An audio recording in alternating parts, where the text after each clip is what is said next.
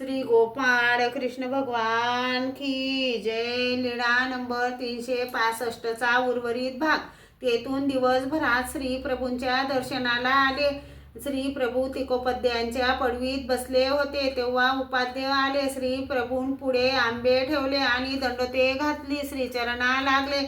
श्री प्रभूंसमोर उभे होते। श्री प्रभू श्रीकराने आंबा घ्यायचे आणि मध्येच खायचे आणि म्हणायचे, मेला जाय गोड आहे म्हणे, पोटावर रस गळे, दाढी रसाने माखत असे, ती पुसत असत असे। श्री प्रभूंनी प्रसन्नतेने आंबे खाल्ले आणि श्री प्रभू श्री चरणाच्या अंगठ्याने उपाध्यांना प्रसाद देऊ लागले।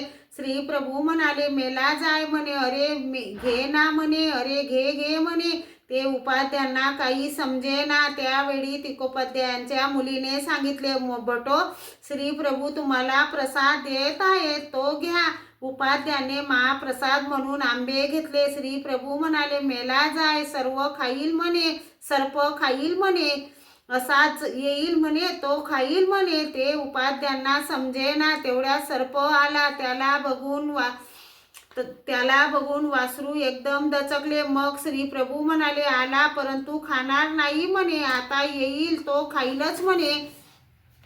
मेला जाय, शाळेत जाय म्हणे। तेव्हा तिकोपद्यांच्या मुलीने सांगितले, भटो, तुम्हाला श्री प्रभू मुक्कामासाठी शाळेत पाठवीत आहेत।